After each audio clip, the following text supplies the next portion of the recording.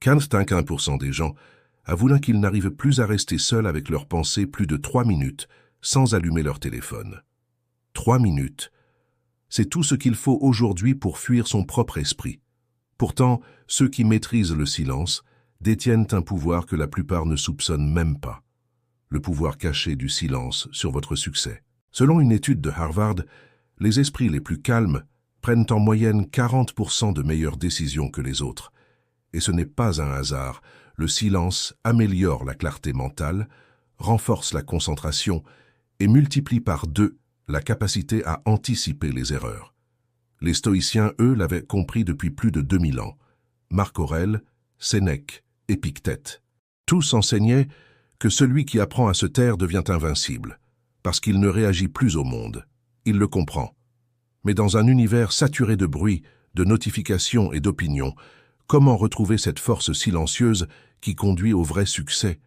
Pourquoi le calme intérieur est-il aujourd'hui la compétence la plus rare et la plus puissante? On va plonger ensemble dans ce que les anciens appelaient la maîtrise du silence. Cette discipline invisible qui transforme les faibles en stratèges, les dispersés en esprits lucides et les inquiets en maîtres d'eux-mêmes. Avant de rentrer dans le vif du sujet, fais-moi un signe. Like la vidéo et partage-la à ton cercle. Pour qu'eux aussi découvrent comment le silence bien utilisé peut changer leur vie. Il y a des hommes qui ont tout eu, tout connu, tout entendu. Pourtant, ils ont fini par fuir le bruit du monde pour retrouver quelque chose qu'ils avaient perdu, le silence intérieur. Nietzsche se promenait seul pendant des heures dans les montagnes suisses pour écouter ses propres pensées. Sénèque, lui, écrivait ses lettres depuis la solitude de sa villa, loin du tumulte de Rome, convaincu que la sagesse ne peut naître dans le vacarme. Même Churchill, en pleine guerre, s'accordait des moments de silence absolu, convaincu que les décisions les plus lourdes exigent un esprit calme. Ces hommes n'étaient pas fous. Ils avaient compris ce que la plupart d'entre nous ont oublié. Nous vivons noyés dans un bruit constant, et ce bruit nous empêche d'entendre la seule voix qui compte vraiment, la nôtre. Chaque matin, nous sommes bombardés d'informations, des notifications, des opinions, des images, des comparaisons. Même lorsque nous croyons nous détendre, nous restons connectés, distraits, submergés. Nous avons peur du silence, parce qu'il nous oblige à nous regarder en face. Et c'est là que commence le vacarme intérieur, cette voix qui ne se tait jamais, qui juge, qui compare, qui exige. Elle parle plus fort quand le monde se tait, parce qu'elle se nourrit de tout ce que nous refusons d'écouter. C'est elle qui nous empêche de trouver la paix, de prendre de vraies décisions, d'avancer avec lucidité. Les stoïciens disaient que la confusion vient toujours du dedans. Ce n'est pas le monde qui nous trouble, c'est notre interprétation du monde. Marc Aurèle, empereur et philosophe, méditait au milieu du chaos des batailles. Il écrivait « Tu as pouvoir sur ton esprit, pas sur les événements. Comprends cela et tu trouveras la force. » Ce qu'il appelait « pouvoir sur l'esprit », c'est la capacité à faire taire ce tumulte intérieur, à ramener le calme au milieu du fracas. Le silence, pour lui, n'était pas une absence de bruit, mais une victoire sur l'agitation mentale. Mais comment y parvenir quand tout autour de nous semble conçu pour nous distraire? La psychologie moderne confirme ce que les anciens pressentaient. Des études sur le cerveau montrent que l'exposition constante au bruit, qu'il soit sonore ou informationnel, augmente le taux de cortisol, l'hormone du stress, et diminue notre capacité de concentration. Un esprit saturé devient un esprit réactif, incapable de réflexion profonde. Et c'est exactement ce que le monde actuel cultive, la réactivité. Le silence, lui, crée l'espace nécessaire pour penser avant d'agir, pour comprendre avant de juger. Beaucoup d'hommes puissants ont découvert cette vérité à leurs dépens. Nikola Tesla, par exemple, travaillait dans le vacarme de New York, entouré d'électricité, de machines, de lumière. Mais il ne trouvait ses idées les plus brillantes qu'en se retirant seul, en éteignant tout. Il disait que c'est dans le silence que l'esprit trouve ses véritables connexions. De même, Pythagore imposait à ses disciples plusieurs années de silence avant de leur permettre de parler, persuadé que la sagesse commence par l'écoute intérieure. Ce n'était pas une punition, mais une discipline. Apprendre à entendre ce qui se cache derrière le bruit. Ce vacarme intérieur, nous le portons tous. C'est lui qui nous fait douter quand tout semble clair, qui transforme la simplicité en complication. On se compare, on anticipe, on interprète. Chaque pensée devient une rumeur qui s'amplifie, et peu à peu, le monde extérieur prend le contrôle de notre monde intérieur. Nous croyons être libres, mais nous réagissons à tout. Une remarque, une publication, un silence d'autrui suffit à nous troubler. Voilà comment le bruit du monde devient une prison. La première étape, c'est de s'en rendre compte, de remarquer que ce flux constant d'informations n'est pas neutre. Il façonne notre humeur, nos décisions, notre identité même. Nous croyons penser par nous-mêmes, mais combien de nos idées sont réellement nôtres? Sénèque avertissait déjà ses disciples, « Si tu veux être en paix, fuis les foules. » Il ne parlait pas de solitude physique, mais d'une solitude de l'esprit, celle qui permet de trier ce qui nous appartient de ce qui nous envahit. Mais le silence n'est pas qu'une fuite, c'est une reconquête. En psychologie, on parle d'espace mental disponible. Sans lui, aucune idée ne peut germer. C'est dans les moments de silence que l'inconscient travaille, que les connexions se font. C'est souvent après une pause, une marche, une nuit calme, qu'une solution apparaît soudainement. Ce n'est pas de la magie, c'est le cerveau qui retrouve son rythme naturel. Le stoïcien appellerait cela l'alignement avec la nature, quand l'esprit cesse de lutter et commence à écouter. Le vacarme intérieur, au fond, n'est pas une fatalité. C'est une alarme. Il nous signale que nous avons perdu contact avec nous-mêmes. Le silence n'est pas seulement une absence de son, c'est un espace où la vérité peut émerger. Et cette vérité, aussi inconfortable soit-elle, est toujours libératrice. Ce n'est pas en parlant plus, ni en cherchant plus d'explications qu'on la trouve. C'est en se taisant, un instant, et en apprenant à observer ce qui se passe en nous. C'est là, dans cet instant suspendu, que le succès commence vraiment, parce qu'un esprit calme voit clair, et un esprit clair agit juste. Les anciens l'avaient compris. La parole est un outil, mais le silence est une arme. Il ne fait pas de bruit, mais il change tout ce qu'il touche. Avant de passer à la suite, prends un instant pour t'abonner et dis « Moi, si toi, tu arrives à rester 3 mines silencieux. » On continue. Il existe 2 formes de silence. Celui que l'on subit et celui que l'on choisit. Le premier est vide, inconfortable, presque angoissant. Le second est chargé d'une puissance tranquille, d'une intensité que seuls les esprits disciplinés savent manier. Le silence du sage n'est pas une absence, c'est une stratégie. Épictète, esclave affranchi devenu maître de philosophie, avait cette habitude. Lorsqu'on l'insultait, il ne répondait pas. Non pas par peur, mais parce qu'il savait qu'en ne réagissant pas, il désarmait l'autre. Il disait « N'essaye pas de convaincre un homme en colère, son esprit est sourd. » Cette phrase résume le cœur du pouvoir silencieux. Comprendre que le calme maîtrise toujours le tumulte. Ce silence n'est pas passif. Il observe, évalue et agit au moment juste. Dans un monde où tout le monde cherche à se faire entendre, celui qui se tait devient immédiatement différent. C'est une position rare, presque magnétique. Le stoïcien ne cherche pas à dominer par le bruit, mais par la clarté. Et cette clarté naît du retrait. Sénèque affirmait que l'homme qui parle beaucoup est rarement maître de lui-même. Il savait que l'énergie qu'on met à réagir, à répondre, à se justifier, est autant d'énergie perdue pour agir vraiment. Le silence, lui, concentre cette force. Dans la psychologie moderne, on parle de la régulation émotionnelle. Les individus les plus influents ne sont pas ceux qui imposent leur voix, mais ceux qui contrôlent leur impulsion.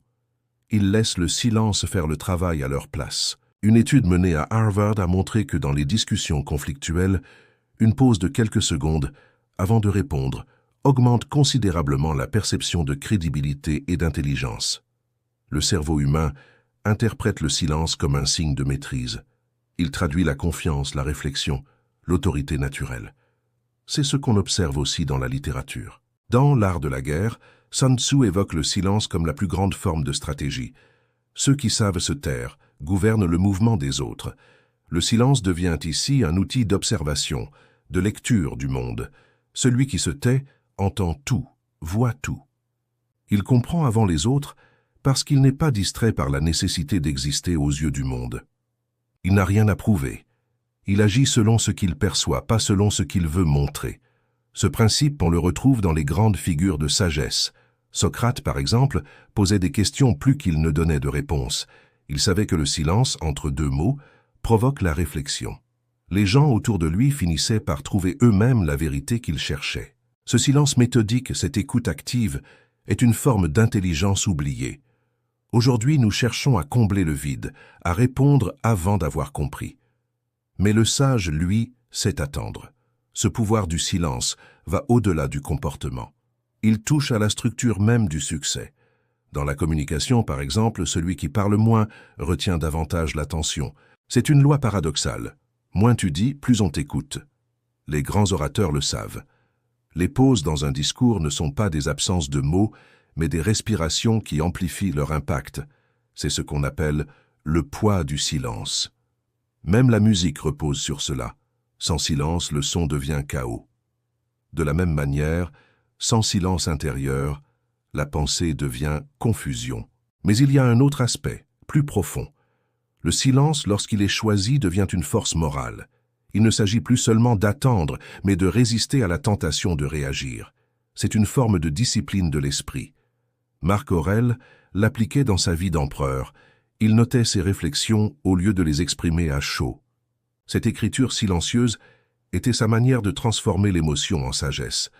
Il observait son propre esprit, le calmait et agissait ensuite. Ce rituel, d'une simplicité presque banale, est au cœur du stoïcisme. Ne pas répondre au monde tant que l'on n'a pas compris ce que le monde réveille en nous. Le silence, bien maîtrisé, devient alors une arme invisible. Il coupe court aux manipulations, aux querelles, aux débats inutiles. Celui qui sait se taire n'est plus esclave du besoin de convaincre. Il ne cherche plus à gagner l'approbation parce qu'il sait que la vérité n'a pas besoin de bruit. C'est une position de puissance intérieure.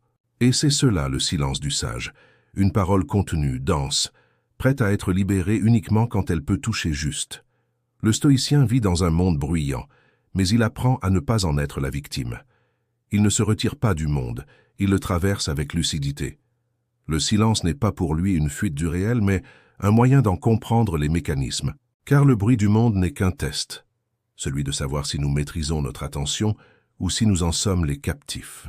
Et dans ce combat silencieux, le sage triomphe toujours, non pas en criant plus fort, mais en gardant le calme quand tout vacille. C'est cela le pouvoir invisible du silence. Il n'a pas besoin de se montrer pour exister, ni de se défendre pour dominer. Il agit dans l'ombre et façonne ceux qui savent l'écouter. Il y a dans le silence une forme d'intelligence que peu comprennent. Ce n'est pas une absence de mots, mais une manière d'observer le monde avec une intensité que le bruit empêche. Ceux qui savent se taire voient ce que les autres manquent. Léonard de Vinci disait que celui qui pense peu se trompe beaucoup, et son art n'était pas né du tumulte, mais d'une observation silencieuse du réel. Il regardait la chute d'une feuille, le reflet de la lumière sur une pierre, la courbe d'un visage, et dans ce calme attentif, il découvrait des lois universelles.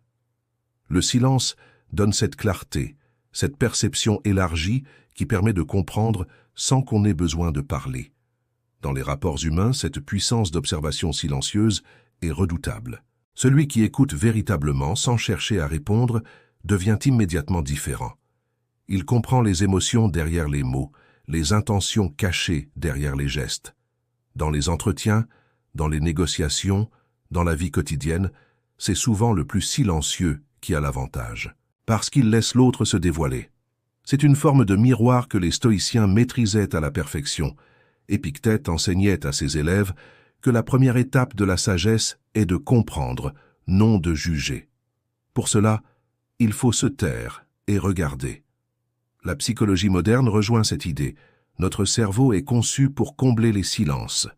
Lorsqu'une personne se tait dans une conversation, l'autre cherche instinctivement à remplir le vide, à se justifier, à s'expliquer davantage. Le silence, utilisé consciemment, devient un révélateur. Il met à nu les insécurités, les incohérences, les vérités qu'on cache même à soi-même. C'est pourquoi les grands thérapeutes, comme Carl Rogers, pratiquaient l'écoute totale.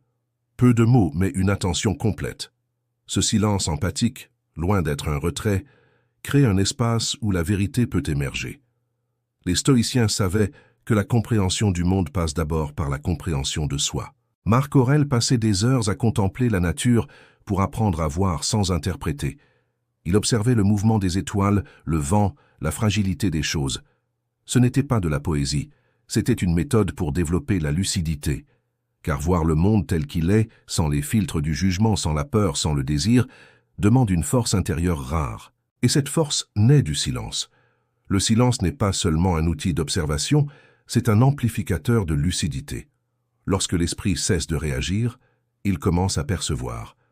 Une étude de l'université d'Helsinki a montré que 2 minutes de silence activent les zones du cerveau liées à la mémoire, à la créativité et à la conscience de soi. Autrement dit, le silence rend plus intelligent. Il augmente la capacité du cerveau à connecter les idées, à voir les liens invisibles entre les choses.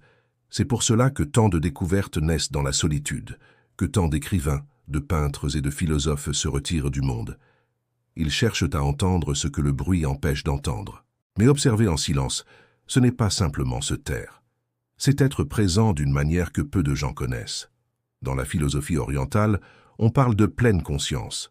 Les stoïciens, eux, l'appelaient prosoche, l'attention à soi. Ce mot désigne un état d'éveil constant, remarquer chaque pensée, chaque émotion, chaque mouvement intérieur sans s'y perdre. Le silence devient alors un exercice spirituel. Il nous apprend à ne pas réagir aux apparences, mais à pénétrer les choses avec clarté. Ce pouvoir de l'observation silencieuse change profondément les relations humaines. Celui qui sait écouter sans interrompre inspire confiance. Celui qui comprend sans imposer devient respecté. Les anciens disaient que le sage est comme l'eau, calme en surface, mais capable d'englober tout ce qu'elle touche. Dans les moments de tension, ce calme silencieux agit comme une force invisible. Il désarme la colère, apaise la peur et fait naître le respect sans qu'un mot soit prononcé. Dans la vie moderne, cette qualité est devenue rare, presque étrangère. Nous voulons tout comprendre vite, tout commenter, tout interpréter. Mais cette précipitation nous aveugle. Nous voyons sans voir. Le silence rétablit l'équilibre. Il nous rend attentifs aux détails que les autres négligeons. Un regard, une hésitation, un souffle. Et souvent c'est là que se cache la vérité. L'observation silencieuse ne consiste pas à se retirer du monde, mais à le voir avec des yeux neufs, débarrassés du filtre du bruit. Sénèque écrivait « Ce n'est pas le temps qui nous manque, c'est l'attention ». Cette phrase résonne aujourd'hui plus que jamais. Le silence est le seul moyen de récupérer cette attention volée par les distractions. Il ne s'agit pas de se taire par peur, mais de se taire pour voir. Voir ce que le tumulte cache, voir ce que les autres refusent d'affronter. Et dans ce regard lucide, une forme de vérité s'impose. Le monde appartient à ceux qui savent observer avant d'agir. Le silence, loin d'être une absence, devient alors une arme de vision, un pouvoir que seuls les esprits éveillés savent manier. Il y a quelque chose d'intrigant dans le silence d'une personne sûre d'elle. Ce calme ne demande pas d'attention, il l'impose naturellement. Dans une salle pleine de voix, c'est souvent celui qui parle le moins qu'on remarque le plus. Ce n'est pas une question d'apparence, mais d'énergie. Le silence, quand il est habité, dégage une forme de puissance brute, difficile à définir mais impossible à ignorer. C'est la force tranquille de celui qui n'a rien à prouver. Et c'est précisément cette posture qui construit la véritable confiance et l'autorité. Les anciens l'avaient compris bien avant nous. Sénèque écrivait que celui qui sait se dominer inspire le respect plus que celui qui se fait craindre. Le silence, c'est cette maîtrise rendue visible. Dans les discussions, dans les confrontations, dans les choix importants, celui qui garde le silence ne fuit pas, il observe. Il comprend les motivations des autres pendant qu'il s'expose. Il choisit ses mots non pour réagir, mais pour orienter. Ce pouvoir invisible se retrouve dans tous les grands meneurs d'hommes. Alexandre le Grand, par exemple, impressionnait ses généraux non par sa voix, mais par son calme avant la bataille. Il écoutait, pesait, observait. Et quand il parlait enfin, chaque mot portait le poids du silence qui l'avait précédé. La psychologie moderne a confirmé ce que ces anciens savaient d'instinct. Les personnes qui parlent moins sont souvent perçues comme plus compétentes et plus sûres d'elles. Ce n'est pas une illusion. Le silence donne le temps au cerveau d'analyser, de calibrer la réponse, d'éviter les maladresses émotionnelles. En restant silencieux, on projette une stabilité intérieure qui rassure. Et la confiance naît toujours du sentiment de sécurité. Quand les autres sentent que rien ne te déstabilise, ils te respectent, ils te suivent. Mais cette autorité silencieuse ne s'improvise pas. Elle se construit sur un socle intérieur, la connaissance de soi. Le stoïcisme insiste sur cette base. Pour Marc Aurèle, l'autorité ne vient pas du rang, mais de la maîtrise de ses pensées. Il disait « Le plus grand pouvoir est de se posséder soi-même ». Le silence devient ici une démonstration de cette possession. C'est une parole intérieure, une manière d'affirmer « Je suis présent, mais je choisis ». Et ce choix conscient, cette retenue, est ce qui différencie le leader du suiveur, le maître de celui qui réagit. Dans un monde obsédé par la visibilité, le silence agit comme une forme de résistance. Il intrigue, il attire. Les gens veulent comprendre ce qui se cache derrière ce calme, et plus ils cherchent, plus ton aura grandit. Ce n'est pas une stratégie d'orgueil, mais une loi naturelle du comportement humain. Ce qui se tait paraît plus profond. Les écrivains comme Dostoïevski ont bâti des personnages entiers sur cette tension entre le silence et le pouvoir. L'homme silencieux devient un mystère et le mystère crée le respect. Le silence est aussi une épreuve de confiance. Se taire, c'est accepter de ne pas toujours justifier ses choix. C'est refuser de convaincre à tout prix. C'est un acte de foi en soi-même. Les stoïciens enseignaient cette indépendance. Tu n'as pas besoin que le monde approuve ce que tu sais vrai. Épictète répétait à ses élèves, « Si tu veux être invincible, ne te mêle pas de ce qui ne dépend pas de toi. » Se taire face à l'injustice, face à la provocation, ce n'est pas faiblesse, c'est lucidité. C'est comprendre que la dignité ne se mendie pas, elle se manifeste. Dans les relations humaines, ce pouvoir du silence est évident. Un regard calme face à la colère désarme plus qu'une riposte. Une absence de justification face à la critique fait naître le doute chez celui qui attaque. Parce que le silence n'essaie pas de convaincre, il laisse l'autre seul face à son propre bruit. C'est une forme de miroir, une force qui ne s'impose pas, mais qui transforme. Et dans ce jeu psychologique, celui qui maîtrise le silence garde toujours l'avantage. Mais au-delà de la perception sociale, le silence renforce aussi la confiance intérieure. Quand on apprend à ne pas réagir à tout, on commence à se sentir libre, libre du regard des autres, des jugements, des provocations. Ce détachement n'est pas de l'indifférence, c'est de la maîtrise. Il permet d'agir avec précision, sans gaspiller son énergie dans la défense de son ego. Le silence devient alors une protection, un espace inviolable où rien ne peut t'atteindre sans ton consentement. Ce pouvoir du silence, celui qui inspire respect et autorité, n'a rien à voir avec le mutisme ou la froideur. C'est une forme d'élégance mentale, une capacité à laisser le monde s'agiter sans s'y perdre, à choisir la parole comme une flèche et non comme un réflexe. Et cette posture change tout. Les autres te perçoivent différemment, non pas comme quelqu'un qui impose, mais comme quelqu'un qu'on écoute naturellement.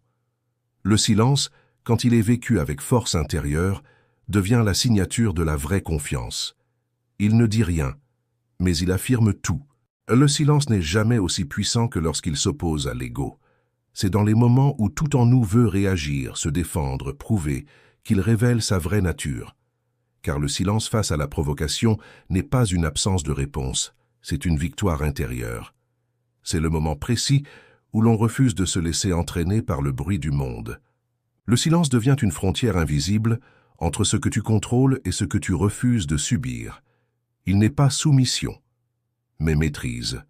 Marc Aurèle écrivait « Ce n'est pas ce que les autres font ou disent qui nous trouble, mais ce que nous pensons de ce qu'ils font ou disent. » Voilà toute la différence entre celui qui réagit et celui qui se contient. Le premier laisse l'extérieur dicter son état intérieur. Le second choisit de rester souverain. Dans cette retenue se cache une force que peu d'hommes développent vraiment. Parce qu'elle demande de dompter l'ego, cette voix qui crie « Réponds, montre que tu as raison, prouve-leur ». Mais l'ego n'a jamais gagné de combat durable. Il se nourrit du court terme, des émotions, des apparences. Le silence, lui, agit dans la durée. Il transforme l'énergie de la colère en puissance contenue. Regarde Socrate. Il fut accusé injustement, insulté publiquement et condamné à mort. Jamais il ne s'emporta. Il disait que la colère et la parole impulsive sont les preuves d'un esprit encore esclave. Son silence n'était pas de la peur, mais un choix. Il savait que répondre aurait donné raison à ses détracteurs, en le ramenant à leur niveau. Il préféra mourir libre plutôt que parler sous l'emprise de l'émotion. Ce détachement, que beaucoup confondent avec de la froideur, est en réalité la forme la plus pure de liberté. Dans la vie quotidienne, les occasions de tester ce silence sont constantes. Un collègue te provoque, un proche te critique, quelqu'un sur les réseaux t'attaque. L'ego veut immédiatement répliquer. Il veut corriger l'injustice, laver l'affront. Mais cette réaction n'est qu'une prison émotionnelle. Chaque fois que tu réagis, tu offres ton énergie à l'autre. Tu lui donnes le pouvoir de te faire sortir de toi-même. Le silence stoïcien, lui, reprend ce pouvoir. Il ne nie pas l'émotion, il la regarde. Il l'accueille sans la laisser gouverner. C'est la différence entre sentir et subir. Les psychologues modernes parlent aujourd'hui de désamorçage émotionnel. Cela consiste à créer une distance entre le stimulus et la réaction, entre ce qui se passe et ce que l'on ressent, ce que les stoïciens appelaient simplement sagesse. Cette capacité à observer ses pensées sans s'y identifier est la clé du calme durable. Une étude menée à Stanford a montré que les personnes capables de différer leurs réponses émotionnelles développent une plus grande résilience face au stress et réussissent mieux à long terme. Le silence est donc une discipline mentale avant d'être une posture. Il entraîne l'esprit à résister à l'impulsion, à choisir la clarté plutôt que la réaction. Sénèque disait « Celui qui s'emporte sur les injures prouve qu'elles ont atteint leur but ». Autrement dit, l'émotion incontrôlée est une forme de reddition. Chaque fois que tu réagis sous la colère, tu perds ton autonomie. Le silence, lui, est une armure. Non pas une barrière qui t'éloigne du monde, mais une structure intérieure qui te protège de toi-même. Il t'empêche de devenir esclave de tes humeurs, de tes blessures, de ton besoin de reconnaissance. Et plus tu cultives ce calme, plus tu deviens solide. Cette force tranquille ne passe pas inaperçue. Dans les échanges, celui qui ne s'emporte pas attire naturellement le respect, parce que les autres sentent qu'il ne dépend de rien, ni de l'approbation, ni de la provocation. Il choisit quand il parle, comment il agit. Il n'est pas réactif, il est créatif. Et cette maîtrise inspire, même inconsciemment. On écoute davantage celui dont la parole vient d'un silence mûri, parce qu'on sent qu'il ne cherche pas à avoir raison, mais à dire vrai. Le silence contre l'ego, c'est la discipline la plus difficile qui soit. Elle exige de résister à l'envie de gagner des batailles inutiles, de comprendre qu'il vaut mieux garder son calme et préserver son énergie que de remporter une dispute sans valeur. L'ego veut triompher maintenant, le sage veut durer. C'est pourquoi les stoïciens méditaient chaque jour sur leur réaction. Ils se demandèrent non pas « ai-je eu raison ?» mais « ai-je été maître de moi ?» Et si la réponse était non, ils recommençaient.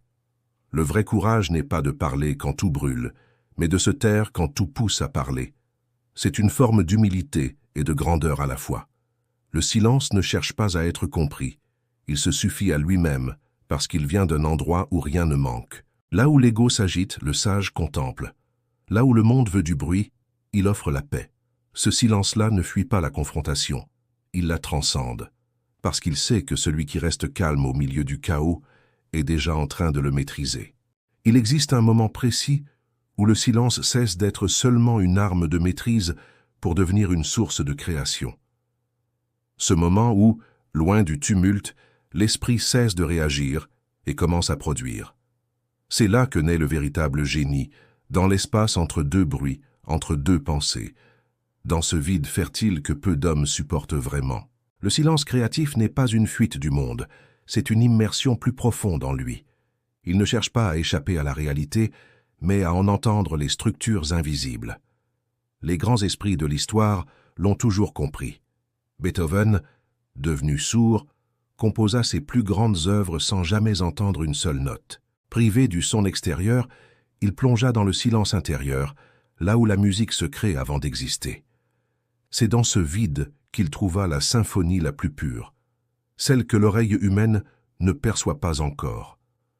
De même, Newton, isolé pendant la peste, découvrit la gravitation universelle alors que le monde autour de lui sombrait dans le chaos. Le silence de son exil força son esprit à regarder autrement. Ce n'est pas l'agitation qui produit les grandes idées, mais la lenteur, la contemplation, la solitude lucide. Les stoïciens parlaient de cette fécondité du calme. Pour eux, le silence n'était pas seulement un refuge, mais un laboratoire. Sénèque disait « La solitude et le silence te rendent à toi-même, car dans ce face-à-face avec soi, quelque chose s'ordonne. Les pensées se clarifient, les émotions s'apaisent, et ce qui semblait confus prend forme. Ce processus, aujourd'hui, la psychologie cognitive l'appelle incubation mentale. Lorsque nous cessons de forcer une idée, notre inconscient continue de travailler en silence. C'est ce que les chercheurs ont prouvé. Les solutions les plus brillantes surgissent souvent après un moment de calme, une marche, une méditation, ou même une douche. Mais ce silence créatif est devenu rare. Nous vivons dans une époque où chaque seconde doit être remplie.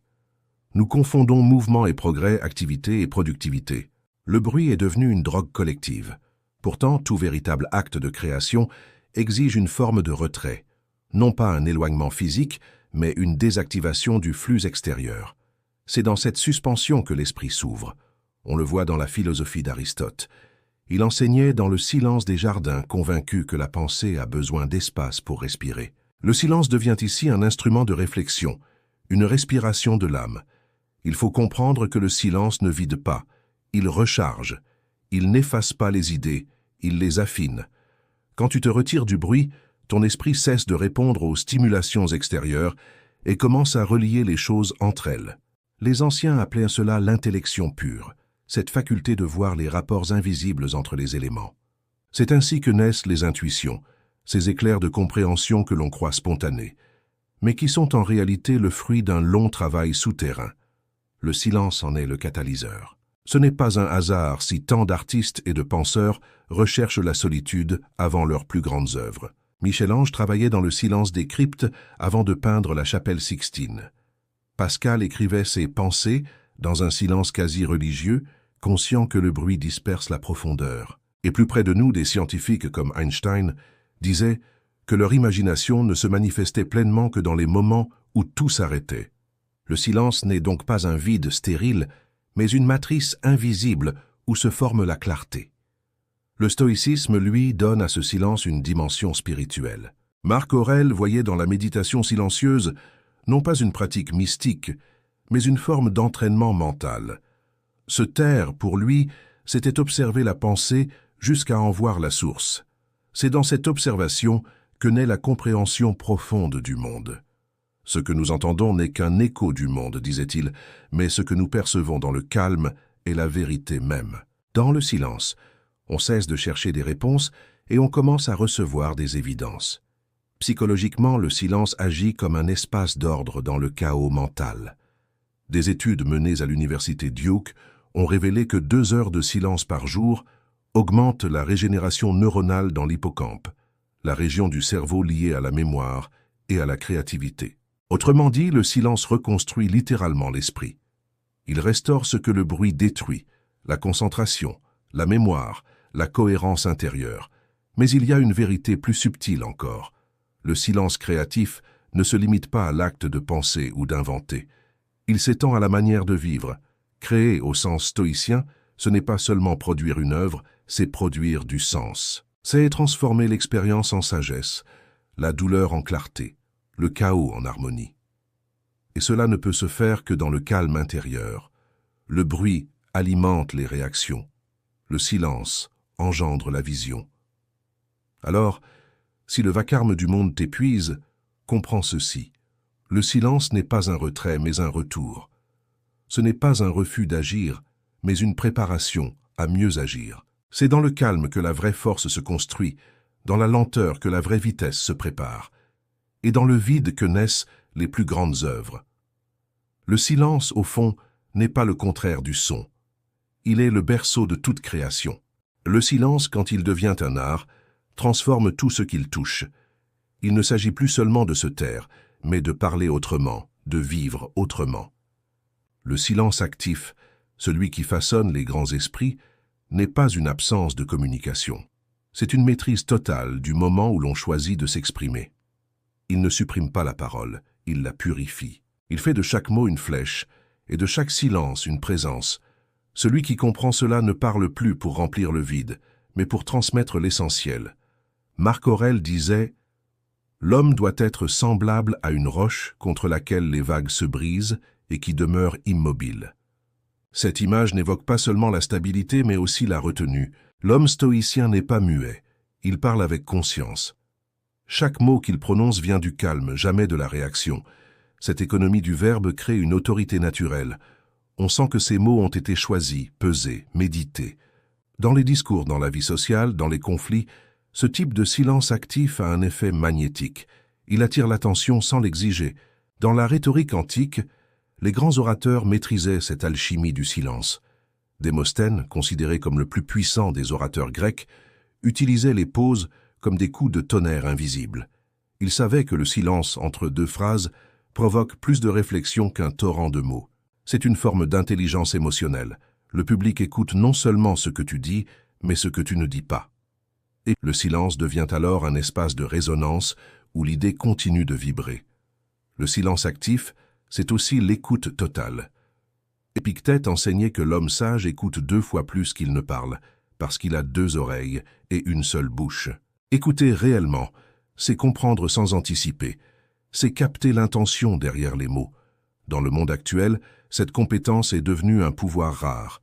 Là où la plupart parlent pour se mettre en avant, le silencieux apprend à lire entre les lignes. Il perçoit les vérités cachées, les émotions non dites, les peurs que les gens déguisent derrière leurs certitudes. C'est une forme de clairvoyance, née non de la magie mais de l'attention.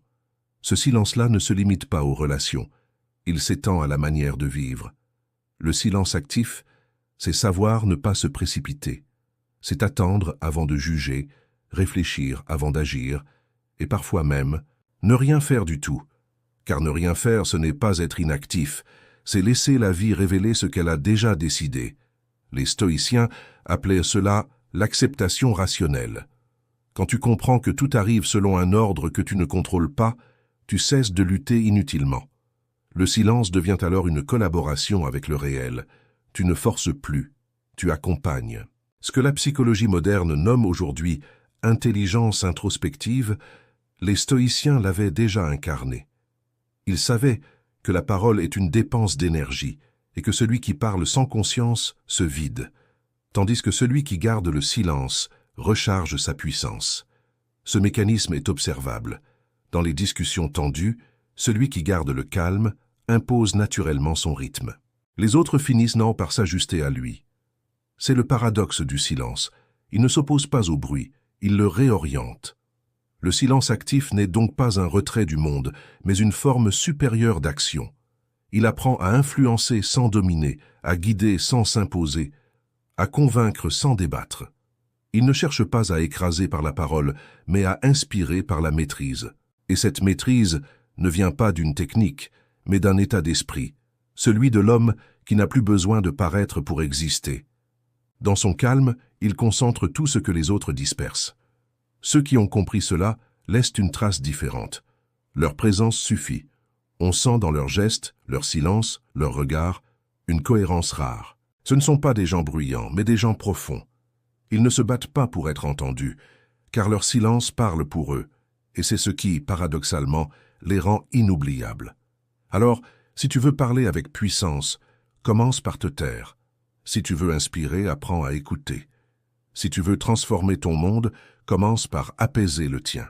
Car tout ce que tu cherches à obtenir par la parole, le silence te le donne, mais en mieux, parce qu'il vient de l'intérieur. Le silence actif est la forme la plus haute du contrôle de soi.